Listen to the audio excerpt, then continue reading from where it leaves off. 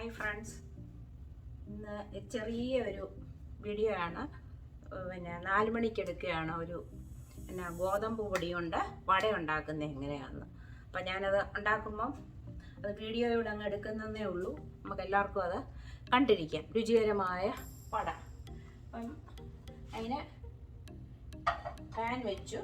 അതിലേക്ക് പാൻ ഉണങ്ങിയ വെള്ളമില്ലാതെ നല്ല ഡ്രൈ ആയിട്ടിരിക്കുന്നതാണ്. അതിലേക്ക് എണ്ണ ഒഴിക്കും. ഗോതമ്പ് പൊടി 1 കപ്പ് എടുത്തു.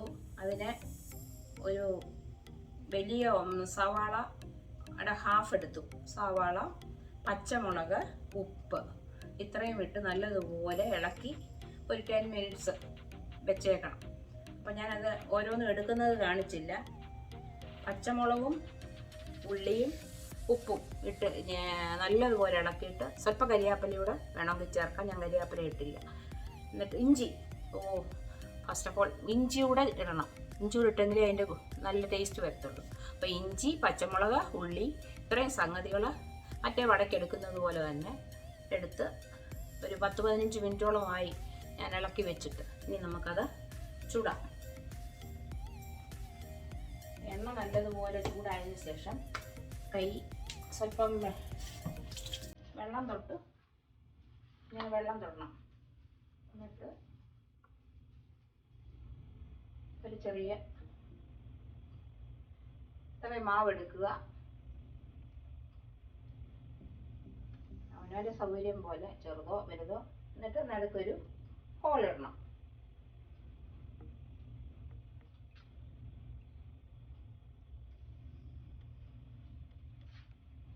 അങ്ങനെ അങ്ങോട്ടിടാം.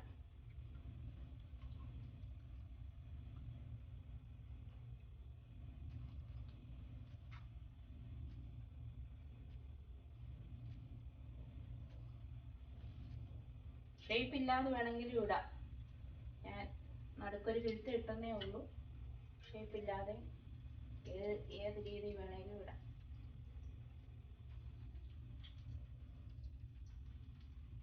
വാഴയില ഉണ്ടെങ്കിൽ വാഴയിലക്കകത്തോട്ട് വെച്ചിട്ട് ഇങ്ങനെ അങ്ങ് ഹോൾ ഇട്ടിട്ട് അങ്ങോട്ട് ഇടാൻ എളുപ്പമാണ്.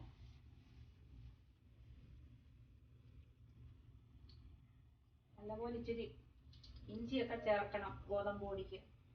എന്നാലേ അതിൻ്റെതായ രുചി വരത്തുള്ളൂ.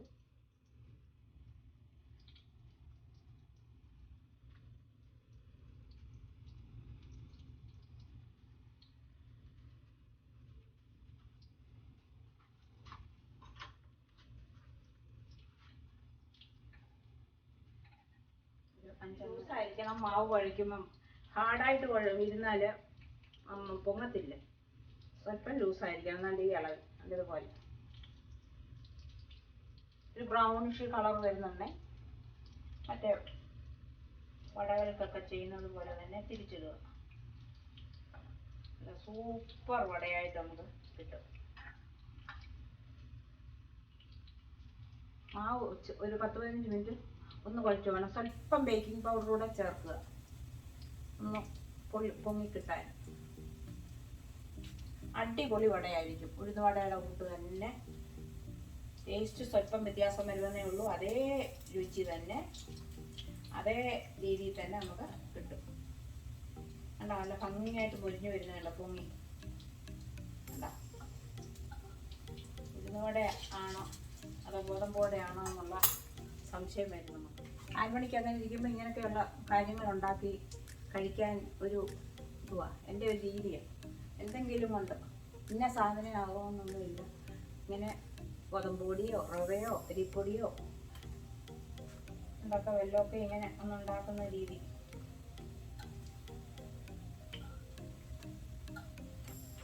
നല്ല ഭംഗിയായിട്ട് നല്ല സോഫ്റ്റായിട്ട് കിട്ടും. കണ്ടോ, ഗോതമ്പ് വട അടിപൊളിയായിട്ട് ഫ്രൈ ചെയ്തുകൊണ്ടേയിരിക്കുന്നു. നല്ല ടേസ്റ്റി, നല്ല ക്രിസ്പി ആയിട്ടുള്ള വടയാണ്. നിങ്ങളെ പറഞ്ഞു കൊതിപ്പിക്കുമല്ല, നിങ്ങളിതൊന്ന് എടുത്തു നോക്കണം, വീട്ടിലൊന്ന് ചെയ്തു നോക്കണം.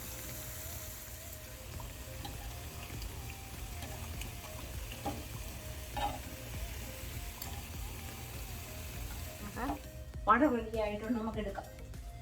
തീ കുറച്ചതിന് ശേഷം ഓരോ വടയും എടുക്കാം. കണ്ടോ, നല്ല ചൂട് ഗോതമ്പ് വട.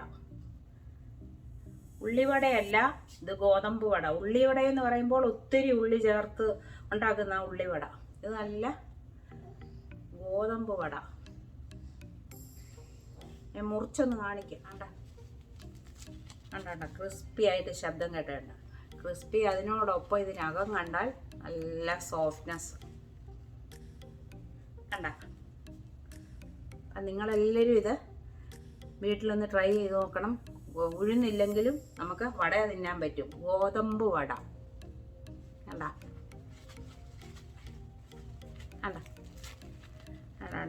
മുറിച്ചപ്പോൾ ആ ശബ്ദം കേട്ടോ, നല്ല ക്രിസ്പി ആയിട്ടുള്ളത്.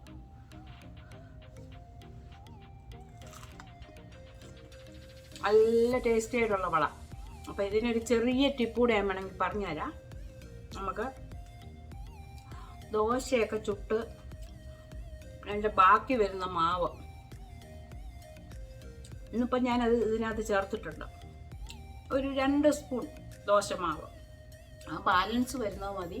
ദോശ ചുട്ടെല്ലാം കഴിഞ്ഞതിന് ശേഷം നമ്മൾ പാത്രം കഴുകി കളയുന്നു. ആ പാത്രത്തിൽ കിടക്കുന്ന ആ 2 സ്പൂൺ മാവ് ഇതിൻ്റെ കൂടെ യോജിപ്പിക്കണം. നല്ലതുപോലെ ഇതിൻ്റെ കൂടെ യോജിപ്പിച്ച് ഒരു 10-15 മിനിറ്റ് ഇളക്കി വെക്കുക. നല്ല അടിപൊളി ഗോതമ്പ് വട നിങ്ങൾക്ക് കിട്ടും. നിങ്ങൾ ഉണ്ടാക്കി നോക്കണം. എന്നിട്ട് കമൻറ്റ് പറയണം ഇതെങ്ങനെ ഉണ്ടായിരുന്നെന്ന്. നല്ല സാധാരണ ഗോതമ്പ് ഇങ്ങനെ ക്രിസ്പി ആയിട്ട് കേൾക്കുമോ? കണ്ടോ? അപ്പം അടിപൊളി ഗോതമ്പ് വടയാണ്. നിങ്ങളെല്ലാവരും വീട്ടിലിത് ട്രൈ ചെയ്ത് നോക്കണം. എന്നിട്ട് കുക്കിംഗ് വ്ളോഗ് നിങ്ങൾക്ക് എല്ലാവർക്കും ഇഷ്ടമായെങ്കിൽ ലൈക്ക് ചെയ്യുക, ഷെയർ ചെയ്യുക, അതോടൊപ്പം സബ്സ്ക്രൈബ് ചെയ്യുക. ഓൾ എന്ന ബട്ടണിൽ പ്രസ് ചെയ്യുക.